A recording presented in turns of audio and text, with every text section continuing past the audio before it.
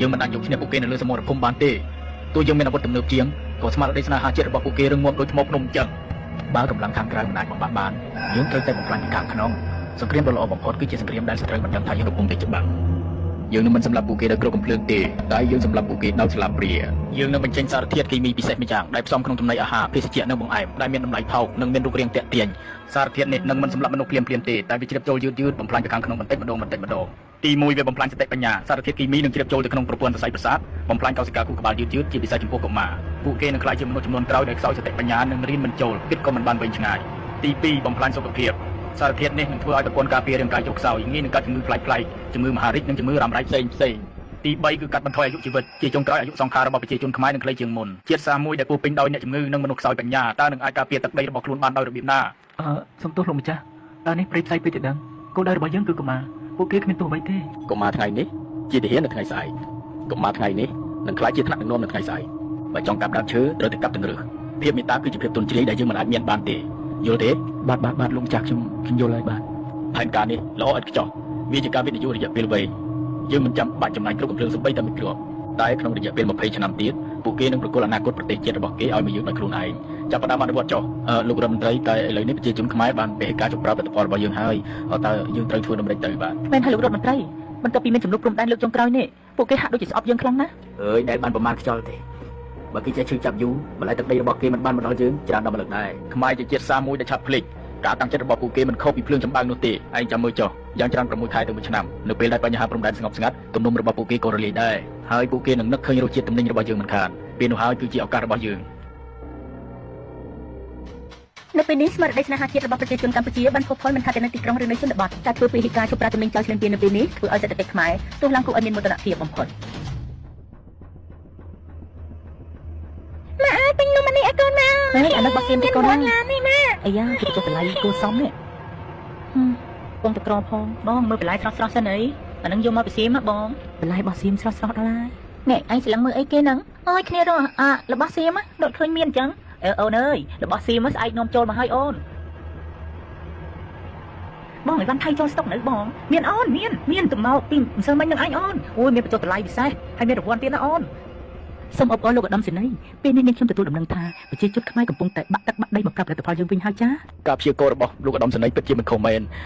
លោកឧត្តមសេនីយ៍បាននិយាយថា6ខែទៅ1ឆ្នាំឥឡូវមិនទាន់ដល់ផងគ្រាន់តែបញ្ហាព្រំដែនស្ងប់តែបន្តិចសោះពួកគេក៏ត្រឡប់មកវិញនេះគឺជាដំណឹងដែលគួរឲ្យរីករាយណាស់ចាំមើលតែ20ឆ្នាំទៀត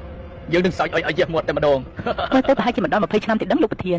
ព្រោះថាអាជីវករខ្មែរមួយចំនួនឃើញអូយខំប្រើល្បិចគ្រប់យ៉ាងដើម្បីបានតំណែងយើងយកទៅលោករឿងនេះគេមិនអាចបន្ទោសយើងបានទេពីព្រោះតែគេលឹងងងដោយខ្លួនឯងចុះវាមិនអាចរួចទេអត្រាកុមារមានបញ្ហាក្នុងការរៀនសូត្រនិងអត្រាអ្នកកើតជំងឺមហារីកឡើងកើនឡើងខុសប្រក្រតីជាពិសេសនៅតាមបណ្ដាខេត្តជាប់ព្រំដែនវាដូចជាមិនសមហេតុផលទៅសោះនេះវឌ្ឍនាអមយាយក្មួយឮសូរថាអត់ស្រួលខ្លួនទេមិនដឹងទេបងអើយមួយរយៈនេះវាភ្លេចភ្លាំងច្រើនណាស់រៀនក៏មិនសូវចាំដូចមុនគ្រូនៅសាលាក៏លូនឹងវាដែរចុះអាការៈរបស់វឌ្ឍនាយ៉ាងម៉េចដែរបងវាដូចជាប្លែកអូនផ្លឹកហៅ10ម៉ាត់អត់ចង់លឺទេណាចុះនំកញ្ចប់នេះបងឲ្យវឌ្ឍនាញ៉ាំពីកាលដែរបងឥឡូវឬក៏យូរហើយទេនំនេះបងដូចជាឲ្យអូនញ៉ាំយូរដែរហើយ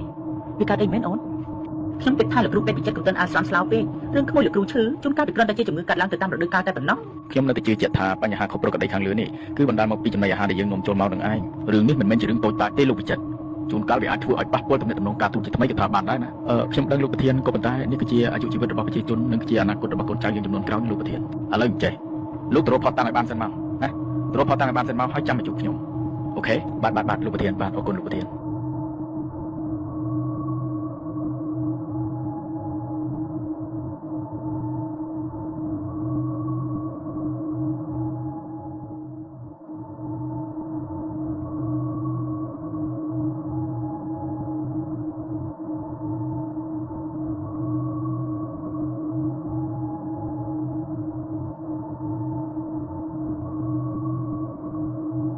មានឃើញអ្វីសោះលោកវិជ្ជបណ្ឌិតការធ្វើតេស្តរាប់សិបលើកដោយប្រើវិធីសាស្ត្រស្តង់ដារមិនបានបង្ហាញអ្វីខុសប្រក្រតីទេ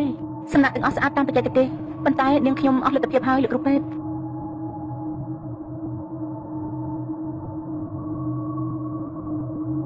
អ្នកទាំងអស់គ្នាត្រូវស្ដាប់ខ្ញុំពួកគេខំប្រឹងលាក់យើងសម្រាប់ណាតែយើងមិនត្រូវចុះចាញ់ចិត្តដាច់ខាតយើងត្រូវតែប្រើប្រាស់បច្ចេកវិទ្យាចុងក្រោយដើម្បីវិភាគរោគមើលខ្មោចដែលគេខំប្រឹងលាក់ទុកទាំងនោះ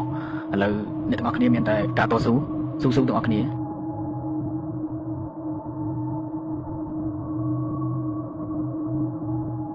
អ្នកទាំងអស់គ្នានេះហើយគឺជាអាវុធជីវសាស្ត្រដែលកំពុងតែសង្ងំលាក់ខ្លួនបំផ្លាញអាយុជីវិតរបស់ប្រជាជនយើងណាព្រះអើយវាគួរខ្លាចណាស់សារធាតុនេះមិនមាននៅក្នុងបញ្ជីសារធាតុគីមីសកលទេរចនាសម្ព័ន្ធម៉ូលេគុលរបស់វាត្រូវបានរចនាឡើងយ៉ាងប៉ិនប្រសប់ពួកយើងទាំងអស់គ្នារៀបចំឯកសារដើម្បីបញ្ជូនទៅត្រាក់លើនេះមិនត្រឹមតែជាបញ្ហាសុខភាពសាធារណៈធម្មតាទេនេះគឺជាការប្រកាសសង្គ្រាមដោយគ្មានផ្សែងត្រឹមត្រូវណាស់លោកប្រធានយើងមិនអាចបណ្តែតបណ្ដោយបានជាដាច់ខាតលោកគ្រូពេទ្យជាវិចិត្រសូមលោកធ្វើសន្និសីទកសែតមួយជាបន្ទាន់បាទលោកប្រធានបាទអរគុណលោកប្រធានបងប្អូនខ្មែរជាទីគោរពសត្រូវមិនដែលឈប់ចាំបានទឹកដីយើងទេ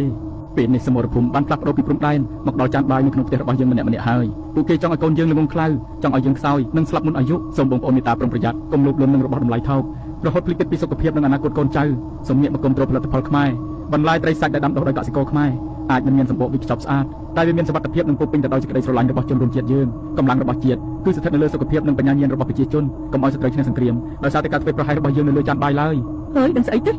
ផ្សាយខ្ញុំញ៉ាំអាហារថៃមួយជីវិតឯងឃើញមានកាត់អីផងអើយនេះឯងនោះទោះតែឃើញក្តាមមឈូសបានស្រក់ទឹកភ្នែកអ្នកអើយខ្ញុំទៅផ្សារទិញបានអីវ៉ាន់ថៃច្រើនណាស់ថ្ងៃនេះអូគេចូលស្តុកថ្មីឯនេះអើយនិយាយទៅយើងមិនដឹងជាមនសិការស្អីទេមកសង្គ្រាមគេចប់ទៅហើយដែរមែនហើយអើយតែយើងធ្វើល្អអង្គគេក៏ល្អនឹងយើងវិញដែរហើយគិតយ៉ាងម៉េចទេប្រជាជនខ្មែរយើងឥឡូវអត់គិតពីវិរៈកងទ័ពជួបមកដែលខំពាក់លីជីវិតដើម្បីការពារជាតិមាតុភូមិសោះអើយអ្នកអើយចឹងបានគេថាគេឌីលយើងវាមិនខុសមែនណាអ្នកយើងវាដូចភ្លើងចម្បាំងមែនហ្នឹងឆ្ងាញ់ណាស់របស់គេ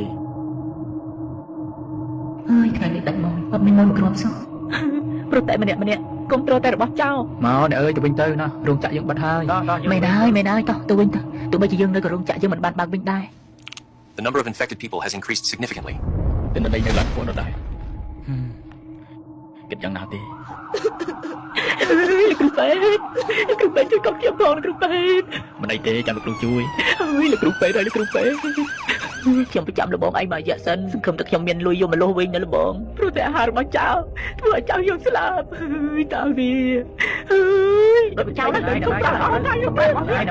យស្លាប់ជាដំណឹងដ៏រីករាយនៅពេលនេះស្ថានភាពអ្នកជំងឺបានថយចុះគួរឲ្យកត់សម្គាល់ប្រជាជនខ្មែរ 100% បានងាកមកប្រើផលិតផលខ្មែរគ្រប់គ្នា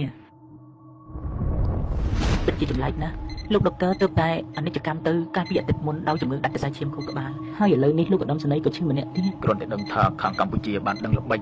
លោកឧត្តមសេនីយ៍ក៏ឈឺធ្ងន់ភ្លៀងអើយពិតជាអាណិតលោកណាស់មែនហើយគួរអាណិតលោកណាស់មិនដឹងស្មានថាផែនការត្រឡប់ចាក់ចឹងសោះហើយ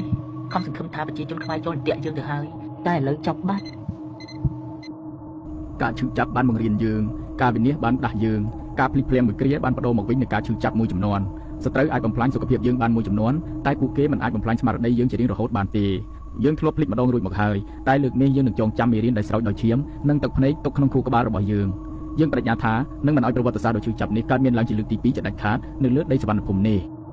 កៅដឹងទេត្រីនេះមកពីកសិដ្ឋានរបស់ពូសុកនៅឯភូមិយើងហើយបន្លែនេះមកពីសួនរបស់មីងធីតាអង្គរនេះមកពីស្រែរបស់យើងផ្ទាល់ណាចៅខ្ញុំដឹងលោកតាអ្នកគ្រូនៅសាលាប្រាប់ថាអាហារនីមួយៗដែលយើងញ៉ាំគឺជាការបោះឆ្នោតឲ្យអនាគតប្រទេសជាតិចៅនិយាយត្រូវហើយកាលពីចំនួនតាមនុស្សជាច្រើនបានបោះឆ្នោតខុសពួកគេបានបោះឆ្នោតឲ្យរសជាតិឆ្ងាញ់មួយពេលនិងតម្លៃថោកមួយគ្រារហូតស្ទើរតែបាត់បង់អនាគតមួយចំនួនការឈឺចាប់នោះវាបានក្លាយជាមេរៀនដែលត្រូវបង្រៀនកូនចៅតរៀងទៅនៅតាមសាលារៀនគ្រប់កម្រិតមុខវិជ្ជាសុវត្ថិភាពស្បៀងអាហារបានក្លាយជាមុខវិជ្ជាកាតព្វកិច្ចនៅថ្ងៃខួបមរណភាពរបស់លោកវិជ្ជបណ្ឌិតជាវិចិត្រគេប្រារព្ធទិវាជាតិនៃការដឹងគុណចានបាយខ្មែរ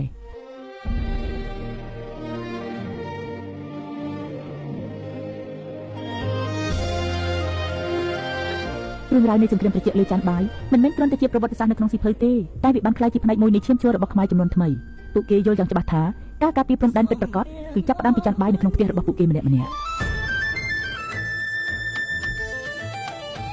កាប់មកចំណាំកូនខ្មែរត្រូវចាំឈប់កុំត្រចោលរាប់រយឆ្នាំហើយគេមិនថយក្រោយលើកទ័ពចូលមក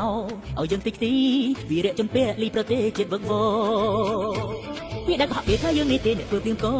សំដែងគូលអបសពផ្សាយបន្តឲ្យគេអាណិតតែបនមិនជួយដូចឲ្យសំពុតបង្ហាញការពិត